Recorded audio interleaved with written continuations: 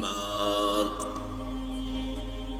لفظ ایک ہے لیکن آیت ہو گئی، حالانکہ اس کے کوئی معنی نہیں بنتے ہیں۔ الرحمن بھئی کیا مطلب الرحمن؟ خبر جڑے گی علم القرآن، رحمان نے قرآن سکھایا، اب جملہ مکمل ہو گیا۔ کیوں انہیں علیحدہ کیا گیا؟ اس کی بڑی حکمت ہے۔ ایک آیت ہو سکتی تھی الرحمن علم القرآن، ایک جملہ، خلق الانسان دوسرا جملہ، علمہ البیان تیسرا جملہ، لیکن نہیں، پہلے جملے کو سپلٹ کر دیا۔ کیوں؟ چار چوٹی کی چیزوں کا ذکر ہے اس میں، یہ خاص مقام ہے، اس پر اللہ نے مجھے خاص انشراح عطا فرمایا۔ یہ باتیں آپ کو کسی تفسیر میں نہیں مل سکتی، یہ اللہ کے دین ہے، اس کی عطا، اس کا فضل، اس کا کرم۔ ذالک فضل اللہ یؤتیہ من یشاء۔ اللہ کے ناموں میں سب سے زیادہ حسین اور محبوب نام الرحمن۔ یہ عام تصور کے خلاف ہے۔ ہمارے ہاں اہل تصوف نے اس کو عام کیا ہے کہ اللہ کا اسم ذات اللہ ہے، اور قرآن میں بھی اللہ کا استعمال زیادہ ہے۔ اس کی وجہ کیا ہے؟ کہ یہ نام عربوں میں پہلے سے موجود تھا۔ ظاہر بات ہے گفتگو کسی سے کرنی ہو تو آپ کے اور اس کے درمیان کمیونیکیشن کسی کامن ایشو سے ہی شروع ہو سکتی ہے۔ اللہم دعا مانگتے تھے وہ بھی اللہ سے، لبیک اللہم لبیک لبیک لا شریک لک لبیک الا شریکا تملکہ وما ملک۔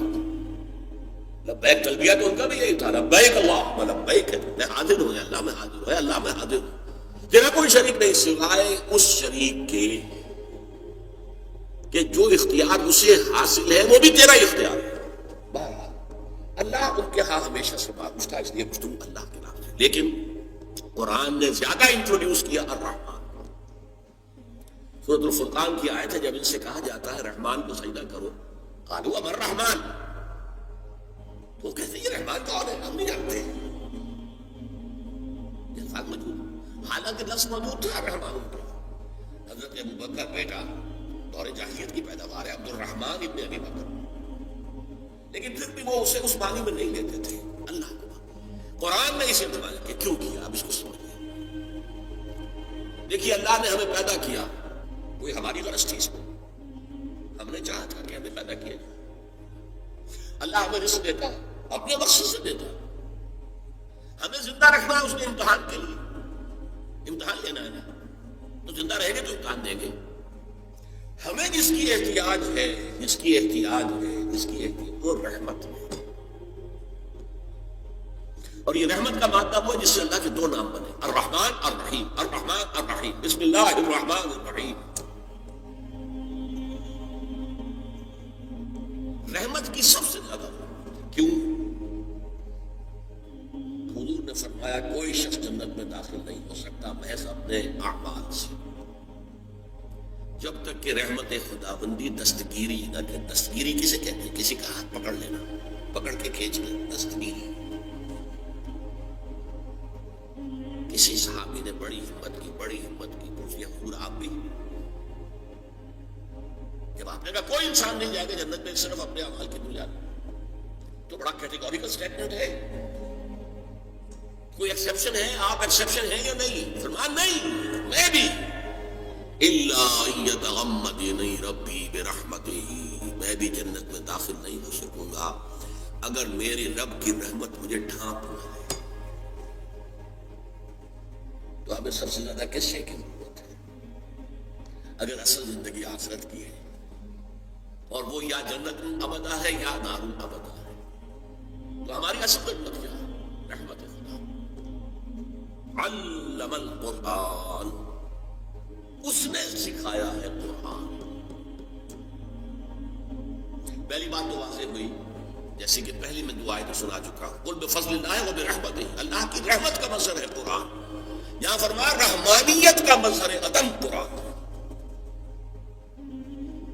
رحمان جو ہے یہ مبالغے کا صیغہ ہے۔ عرب کہے گا انا عطشان، میں پیاسا مر رہا ہوں پیاس سے، انا جوعان، میں بھوک سے مر رہا ہوں، غضبان، نہایت غضبناک، رحمان نہایت نہیں، نہایت رحمان، جس کی رحمت ٹھاٹھے مارتے ہوئے سمندر کے جوش۔ یہ رحمت خداوندی کے جوش کا مظہر ہے کہ اس نے قرآن اتار دیا۔ دوسری بات کیا ہے اس میں؟ باقی سارے علوم کس نے دیے ہیں؟ سائنس کس نے سکھائی؟ یہ وہ علم الاسماء آدم کلھا ہے جو حضرت آدم کے اندر ودیت کر دیا گیا تھا، پورا علم، سائنس کا پورا علم۔ لیکن وہ کس شکل میں تھا؟ جیسے آم کی گٹھلی میں آم کا درخت ہوتا ہے، اسے توڑیں گے تو گٹھلی کے اندر کچھ بھی نظر نہیں آئے گا، لیکن درخت سارا کہاں سے آتا ہے؟ اس کو آپ انگریزی میں کہتے ہیں پوٹینشلی، عربی میں کہتے ہیں بالقوہ پوٹینشل۔ اس سارا یہ علم جو ہے سائنٹیفک اینڈ ٹیکنالوجیکل، یہ حضرت آدم کو دے دیا گیا۔ اسی بنا پر مسجود ملائکہ، اسی بنا پر خلیفۃ اللہ، خیر۔ لیکن یہ علم ہے جو ایکسفولیٹ ہو رہا ہے، جیسے آم کی گٹھلی سے پہلے 2 پتیاں نکلتی ہیں، پھر اٹھتی ہیں، چڑھتی ہیں، تنا بنتا ہے، پودا ہے، پھر درخت بنتا ہے، کئی سال لگتے ہیں۔ اسی لیے ہزاروں برس ہو گئے ہیں اس آم کی گٹھلی سے یہ علوم برآمد ہو رہے ہیں، اور یہ پچھلا 100 سال یہ ایکسپلوژن، دھماکہ ہے علم کا، معلومات کی انتہا ہے، ٹیکنالوجی کی انتہا ہے۔ چاند کو تو قدموں تلے آدمی پہنچ کے آ گیا ہے، اب وہ کمند ڈال رہا ہے مریخ پر، کمند تو جا کے اٹک گئی ہے وہاں۔ لیکن سارے علوم میں چوٹی کا علم قرآن کا علم ہے۔ اللہ کے تمام اسماء میں چوٹی کا نام الرحمن، اور جتنا بھی اس نے انسان کو دیا، ملائکہ کو دیا، جنات کو دیا، کسی کو دیا، سائنسدانوں کو دیا، فلسفیوں کو دیا، ان میں چوٹی کا علم قرآن، اس کی رحمانیت کا مظہر اتم۔ اگلی آیت آسان ہے، خلق الانسان، انسان کو پیدا کیا، آپ ادھر جائیں گے بھائی، انسان کو پیدا کیا، کیا جنات کو نہیں کیا؟ کیا ملائکہ کو نہیں کیا؟ نورانی ہستیاں ہیں، کیا گیلیکسیز کو پیدا نہیں کیا؟ سورج کو نہیں کیا، چاند کو نہیں کیا، سیاروں کو نہیں کیا، ستاروں کو نہیں کیا، پہاڑوں کو نہیں کیا، جانوروں کو نہیں کیا؟ لیکن اس کی تخلیق کا نقطۂ عروج، کلائمیکس وہ انسان۔ میں نے کہا تھا 4 چیزیں چوٹی کی آ رہی ہیں۔ اللہ کے ناموں میں سب سے اونچا نام الرحمن، اس کے دیے ہوئے علوم میں سب سے اونچا علم القرآن، اس کی تخلیق میں سب سے اونچی تخلیق، جس کے لیے کہا گیا ہے قرآن میں خلقتہ بیدی، اس آدم کی تخلیق میں نے اپنے دونوں ہاتھوں سے کی، فسجد الملائکۃ کلھم اجمعون۔